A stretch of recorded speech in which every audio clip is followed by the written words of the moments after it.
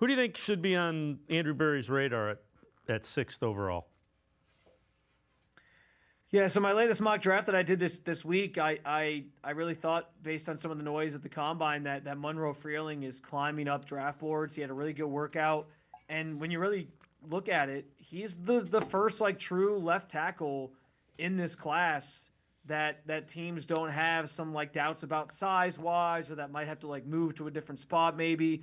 Because I think Fano kind of came in a little smaller than people anticipated, and he might now have to move to guard. I know Francis Mauigoa is maybe the top tackle, but he's a right tackle. Do the Browns want to do that experiment again, like they did with Jet Wills?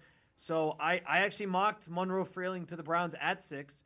That might end up still being a little too high for some teams when push comes to shove.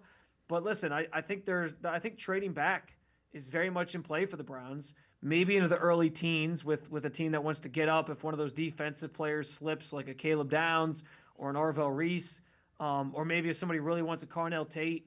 I could see the Browns maybe sort of shifting back a little bit, or sliding back a little bit, and then maybe getting a guy like Monroe Freeling. But that's kind of where my head's at least early in this draft. And I'm also kind of operating from the standpoint of I got a feeling the Browns could make a trade for a wide receiver. There was some noise around that at the combine this past week. I know Marvin Harrison Jr.'s name has come up. I know Chris Olave's name came up, although I don't know that he's quite as likely because I think the Saints want to see what they have in Tyler Shuck and give him a lot of weapons. But I'm open to adding a wide receiver that way because we've seen that work with Andrew Berry.